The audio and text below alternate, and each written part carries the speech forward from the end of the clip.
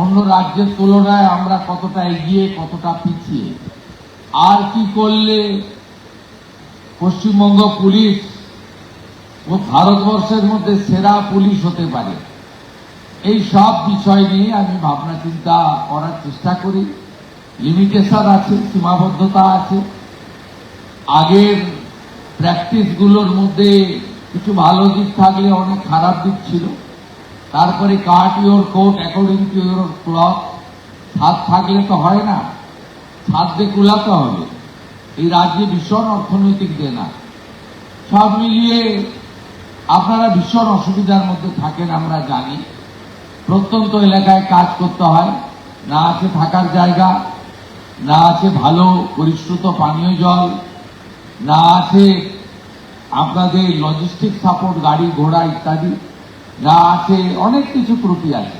তার মধ্যেও আপনারা পারেন, কারণ গত 2 মাসে বা এই 10 সপ্তাহে আপনারা এমন এমন কিছু কাজ করেছেন, সেটা দুর্নীতি দমনে হতে পারে, আইন শৃঙ্খলা রক্ষা করার ক্ষেত্রে হতে পারে, চিহ্নিত অপরাধীদের গ্রেপ্তার করার হতে পারে, সীমান্ত সুরক্ষার ক্ষেত্রে হতে পারে, অবৈধ অনুপ্রবেশকারীদের চিহ্নিত করার হতে পারে, অথবা আমাদের মা দিদি বোন বা কন্যাদের সুরক্ষা প্রদানের ক্ষেত্রে হতে পারে।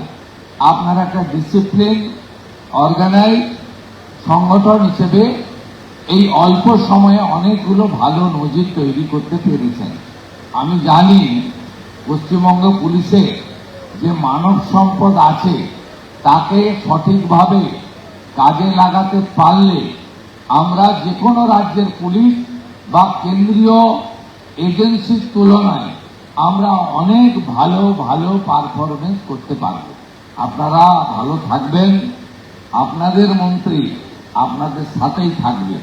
শুধু আইপিএস, ডিজি, এডিজি, আইজিদের সঙ্গে মিটিং হবে তা নয়, আপনাদের মনের ব্যথা যন্ত্রণা, আপনাদের অভাব অভিযোগ, সেটাও আমি কর্ণগোচর করব, আমি জানব, সমাধানের চেষ্টা করব, কারণ আপনারাই হলেন আমাদের সম্পদ।